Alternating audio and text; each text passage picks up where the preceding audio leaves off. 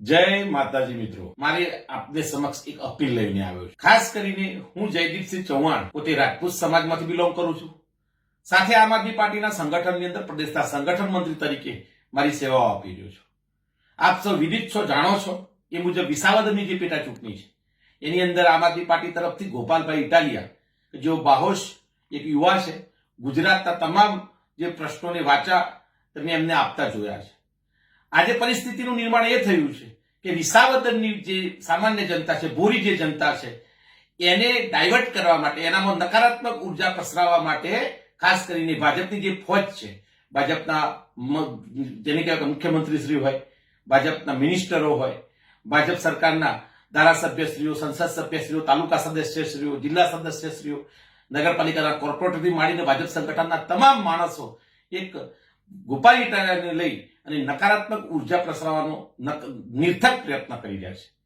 ત્યારે હું મારા સમાજ, ખાસ કરીને રાજપૂત સમાજના જે મતદાતાઓ છે અને ખાસ કરીને જે વિસાવદરની અંદર જેને આ મહાયજ્ઞની અંદર ખાસ કરીને પ્રત્યક્ષ રીતે મત આપવાનો છે, તેમને બે હાથ જોડી ફરીને વિનંતી કરું છું, પ્રાર્થના કરું છું કે આવો મોકો આપણને ફરીથી નહીં મળે।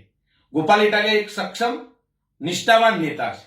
હું એમની સાથે ઘણા વર્ષોથી કામ કરું છું અને એમને ન માત્ર એક સમાજ પૂરતા પણ દરેક પ્રશ્ન, દરેક સમાજને આગળ લાવી અને દરેક પ્રશ્નોને વાચા આપવાની કોશિશ કરી છે। ત્યારે હું આપને વિશ્વાસ અપાવું છું કે આપ આ યુવાનને જે ઉત્સાહ છે, જે નિષ્ઠા છે, એને ક્યાંક ને ક્યાંક ઊણી ના ઉતરવા દેતા। ચાહે ખેડૂતના પ્રશ્નો હોય, એ ખેડૂતના પ્રશ્નોને ઉઠાવવા, એનું નિરાકરણ ના આવે ત્યાં સુધી મેદાન સુધી લડવું, એ સિવાયના વિસાવદરની સામાન્ય જનતાના પ્રશ્નો હોય, ગુજરાતભરની જનતાના પ્રશ્નો હોય, ત્યાં દરેકના દરેક મોરચે ગોપાલભાઈ ઇટાલિયા લડતા જોવા મળે છે।